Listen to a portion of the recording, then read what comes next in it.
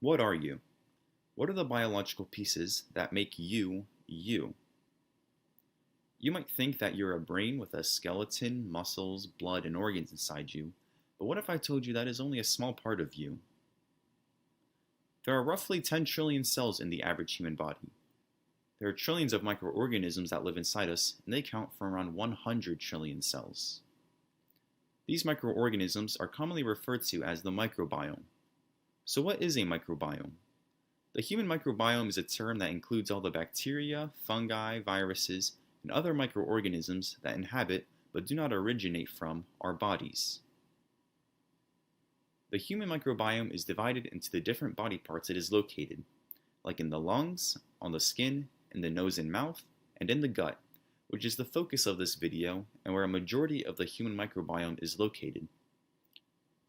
The number of the different microorganisms in our gut can change due to different factors, like our diet, geographical location, genetics, and intake of antibiotics and probiotics. So how do these microorganisms get into our bodies? A majority of the content of our microbiome originates from bodily contact with our mother during birth. From then on out, we increase our microbe count from breastfeeding and exposure to the outside environment. So what does the human gut microbiome do? We have a symbiotic relationship with our gut microbiome in that we give it a warm, safe place to live, and, in turn, it helps us with our physiology. One example is that certain bacteria release enzymes that break up carbohydrates that our body would not be able to break on its own. Most importantly, our gut microbiome has a special communication relationship with our brain. Have you ever heard of the gut-brain axis? Studies have actually shown that the gut have a direct effect on nervous system, and vice versa. The communication referred to as the gut-brain axis. The gut-brain axis includes the brain, which is part of the central nervous system, and includes the gut, which includes the enteric nervous system. It is usually called the brain in your gut. The gut and the brain have an intimate relationship. One can affect the other. The brain can influence the gut on motility, secretion, nutrient delivery, microbial balance, while the gut can influence the brain on neurotransmitters, stress, anxiety, mood, and behavior. And the main way they communicate is through the vagus nerve. If we look closely at the lumen of the large intestine where microbes are found, we can understand some of the ways in which the gut and the brain can connect.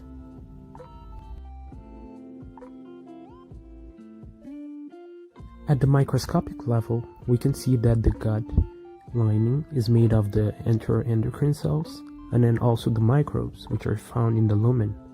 The enteroendocrine cells can actually produce hormones that travel to the brain. And then there are also immune cells that produce chemicals that also goes through the brain. Microbiota, they actually produce neurotransmitters like serotonin, GABA, and dopamine. And that also affects the brain. And that's how it can affect mood and behavior. So on the other side, the brain can also affect the gut, and that's usually through the adrenergic nerve. Now we're going to talk about neurotransmitter produced by microbiome. There are bacteria in the human gut that produce neurotransmitters. These beneficial bacteria include Bifidobacterium and Lactobacillus. Bifidobacterium are linked to GABA production. GABA is a neurotransmitter that plays a role in anxiety and depression. Lactobacillus are linked to serotonin production. Serotonin is a neurotransmitter that affects depression and stress. Serotonin also influences the function and motility of the gastrointestinal tract. Bifidobacterium and Lactobacillus are resident bacteria in the human gut, meaning they are usually always present. These bacteria can also be consumed as a probiotic. Probiotics are live bacteria that must survive the journey through the GI tract to the large intestine. Here, they compete for real estate with the bacteria already residing there. Yogurt is one source of probiotics. Probiotics can also be consumed as a supplement.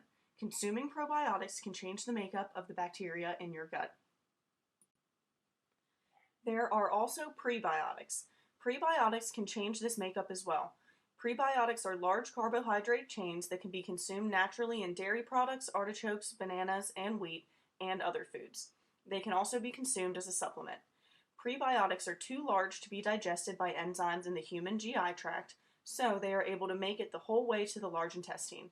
Here, resident bacteria use prebiotics as a food source. So, probiotics and prebiotics have the ability to alter the human gut microbiome and therefore influence your mood. There was a study published in 2019 by Sean Talbot et al. That showed consumption of probiotic and prebiotic supplements increased the beneficial bacteria in the human gut microbiome and improved the psychological state of the subjects. We had the opportunity to speak to 2 clinicians regarding their use of probiotics in the field. We spoke to a dietitian, Janine Mundorf, who works in an acute care setting and at a facility that works with adolescents with mental health issues. In the acute care setting, probiotics can be used in various forms depending on the client's needs. The goal is to keep the gut as stable as possible while the client is undergoing stressors and illness in the hospital. At the facility for adolescents, a healthy diet with fresh fruits and vegetables and fiber is recommended. Improvement in mental health status was observed from this change in diet. The dietitian recommends using fresh fruits and vegetables, fiber, and including vitamin and mineral supplementation in your diet to keep a healthy gut microbiome. If you wish to include a probiotic supplement in your diet, research the product beforehand and look for products that contain multiple strains of bacteria and strains that do not degrade in the stomach. We also spoke to Dr. Goodstein, who specializes in neonatology. About 10 years ago, the NICU started looking for a way to decrease the incidence of necrotizing enterocolitis in neonates. NEC is an inflammation of the bowel that can result in sepsis and death in low birth weight neonates. There was research showing a benefit from using these probiotics, so the hospital began administering probiotics to certain neonate populations. Since the NICU started probiotic administration, Dr. Goodstein stated, "I think we have saved a lot of lives." And that concludes our video. Our citations and acknowledgments are listed on this slide. We would like to thank our interviewees for taking the time to share their knowledge with us. We would also like to thank Dr. Sahu for her guidance and support of our research. And thank you to all of the PTK members who have contributed to this project.